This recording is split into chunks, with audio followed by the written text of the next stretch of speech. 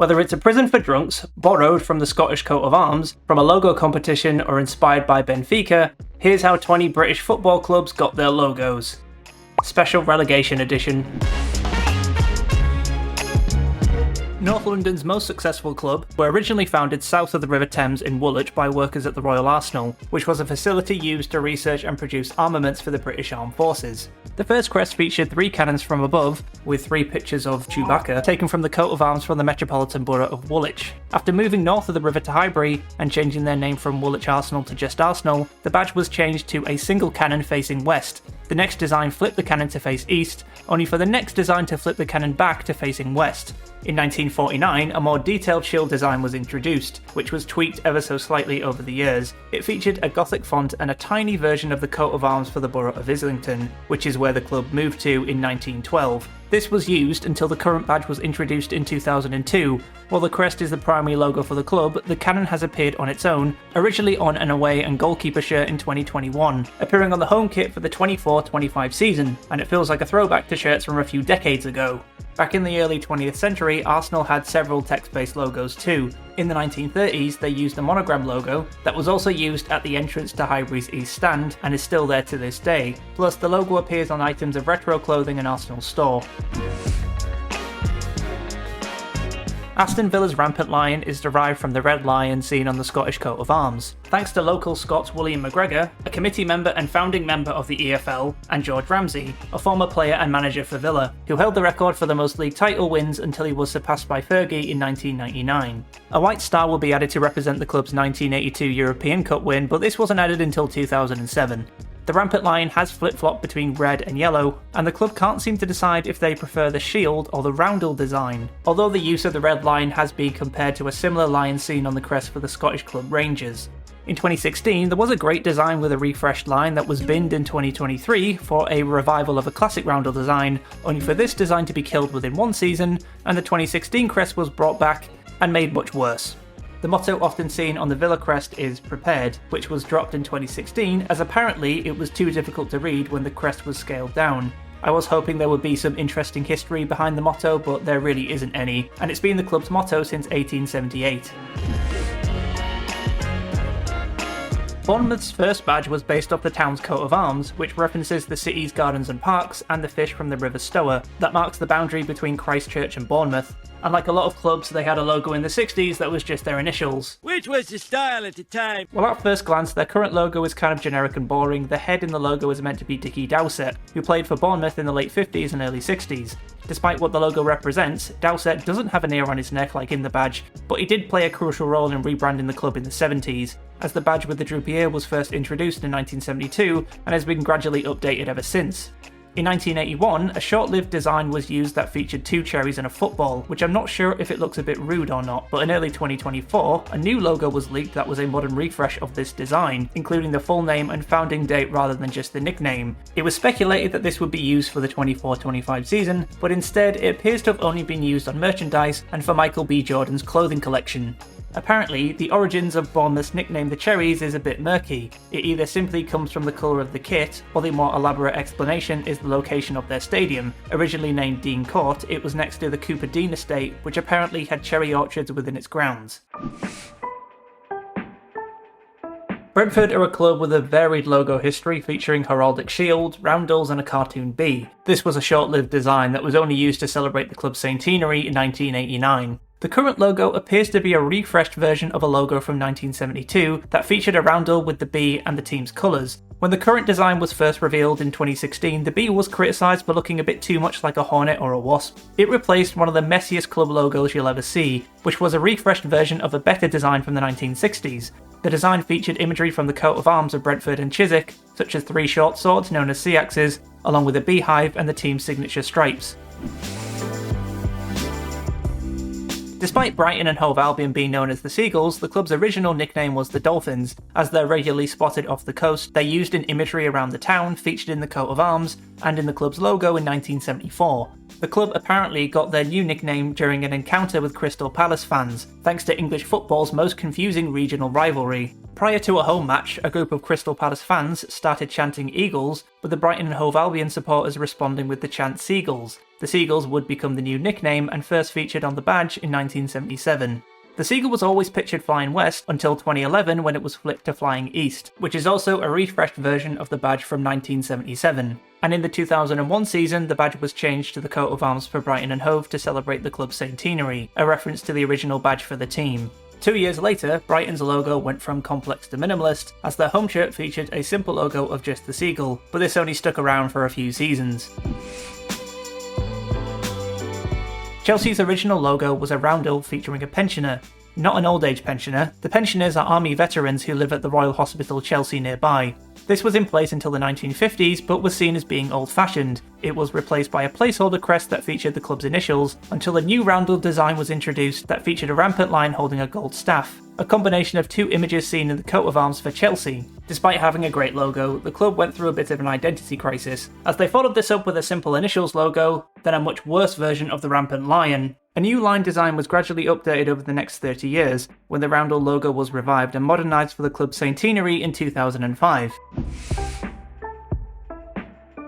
The Crystal Palace was a massive structure built in Hyde Park in 1851 for the Great Exhibition. After the event, the palace was completely deconstructed and rebuilt in a park in Sydenham Hill, which would then be known as Crystal Palace Park. When the structure was rebuilt, it looked very different to the original design. The palace on the team's logo is the rebuilt version, that also features two water towers that were constructed on either side of the palace. At the time, this park also had its own football ground that had hosted the 1901 FA Cup final. The owners of this ground wanted their own team to use the stadium, so they founded Crystal Palace FC in 1905. Despite Palace's obvious namesake, the club originally used a simple initials badge until 1955. The following two crests would feature the famous palace itself, but not long after, the palace was dropped from the logo in favour of whatever this is. The nickname the Eagles was inspired by the Portuguese club Benfica, and an eagle was first featured on the logo in 1973, shown landing on a football. Palace would adopt the Eagles as their new nickname, as they had been known as the Glaziers, no, not them, which refers to the person who would install glass in the Crystal Palace. It was even featured prominently on the short-lived logo in 1972.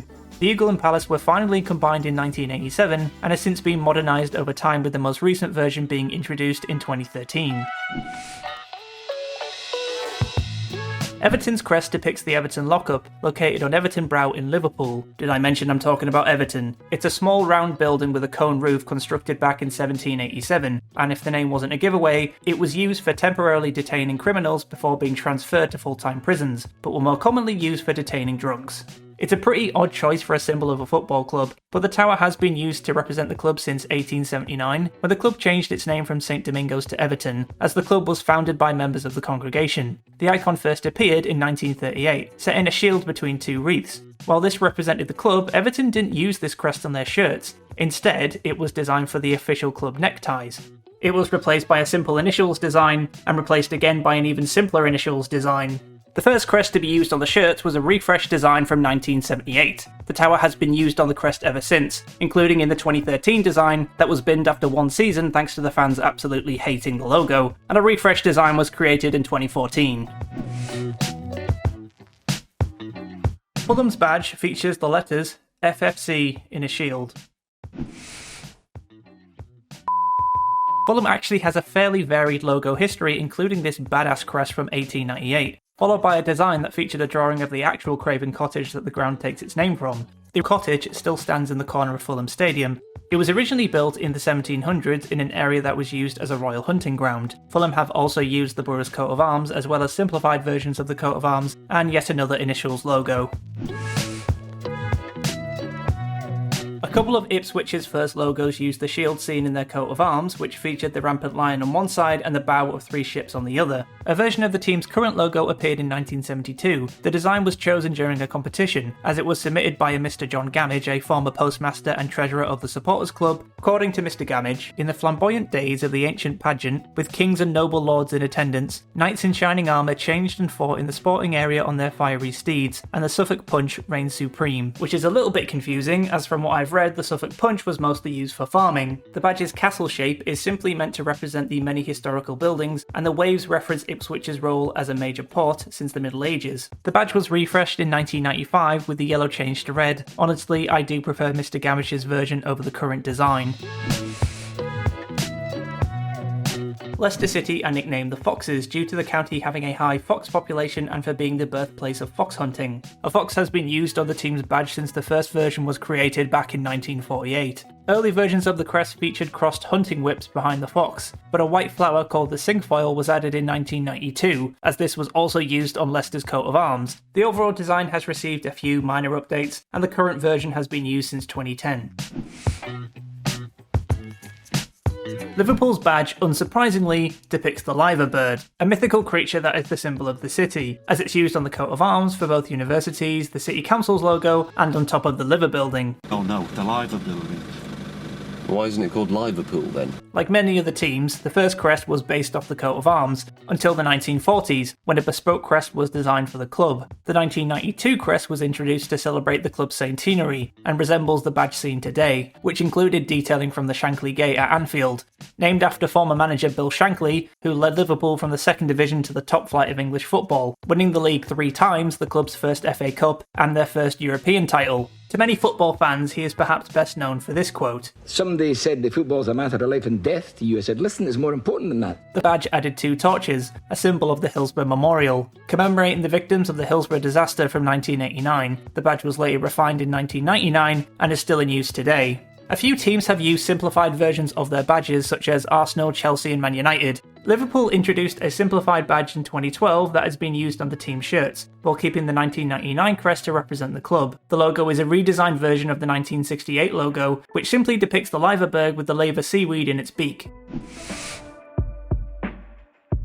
Manchester City introduced a roundel design that was based on the city's coat of arms in 1960, which includes the red and yellow striped shield and a ship, a common icon for Manchester as, at its peak, the city was England's 3rd busiest port, despite being 40 miles inland. This roundel design has evolved over the decades. The stripes were replaced with a red rose in 1972, the symbol of the House of Lancaster, who were the opposition to the House of York, represented by a white rose. This may sound like something out of Game of Thrones, but it's actually from the War of the Roses. The black sheep of the family was the 1997 badge, that saw the return of the shield and ship, paired with an eagle and 3 gold stars, which apparently don't represent any trophies or league title wins. Imagine if Man City still used this badge now, as it would look a bit ridiculous. This was replaced with a modernised version of the 1972 badge. Manchester City are owned by the City Group, which have since acquired a number of clubs around the world, which has resulted in many logos looking like direct rip-offs, as roundels are very on trend. In some cases, the badges look like they've been designed with the exact same template.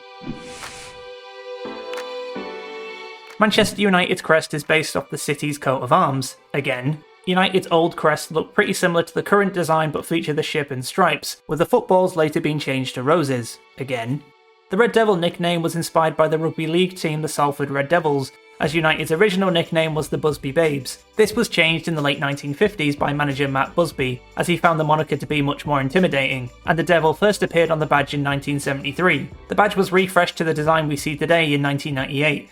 As mentioned previously, a simpler version of the Devil has started to appear on the shirts, with the first appearance being on the 3rd kit from the 23-24 season.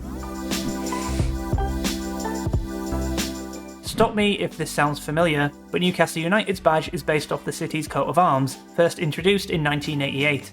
The design has a number of obvious similarities, such as the shield but with the team's signature stripes, the castle that the city takes its name from, and 2 seahorses. I say seahorses, but they're creatures from Greek mythology called the hippocampus, often seen pulling the chariot of the god Poseidon. They're basically like mermaids, less human, more horse. Newcastle has a pretty short history when it comes to badges, but the 1983 logo has made something of a comeback, as it was featured on the 3rd kit in the 24-25 season. And I probably don't need to explain why Newcastle are called the Magpies. For me, Nottingham Forest have one of the best badges in the country, which is all the more surprising that this design was the result of a contest from 1973. The icon represents the famous Sherwood Forest, with the wavy lines representing the River Trent and the location of their stadium, the City Ground. The design was submitted by David Lewis, a designer studying at the local university. After he was declared the winner, Lewis worked with the club to refine the design, and he was invited back to the club to help create a crest that commemorated 50 years of his design. I really hope he got paid. The crest has only received minor changes ever since, as 2 stars were added for the back-to-back European Cup wins from 1979 and 1980. The previous designs included the belated coat of arms and a laughing bloke that is meant to be Robin Hood. Southampton's crest references the coat of arms, city and surrounding area. The white rose is taken from the coat of arms, while the tree and water represent the English Channel to the south and the nearby New Forest National Park to the west. Up top there's the scarf for the team's colours and the halo to represent their nickname, the Saints. Southampton are nicknamed the Saints as they were founded by members of St Mary's Church. The first church was built all the way back in 634, while the current church was rebuilt on the same site in 1954 after it was destroyed in the Southampton Blitz during World War II. This would also explain where Southampton got the name for their stadium, which is called St Mary's. The original logos were simplified versions of the coat of arms that featured the shield and roses, and some elements were carried over to the current crest. This design was introduced in the 1970s with yet another competition, as it was won by Roland Paris, and his design received some touch-ups in 1997.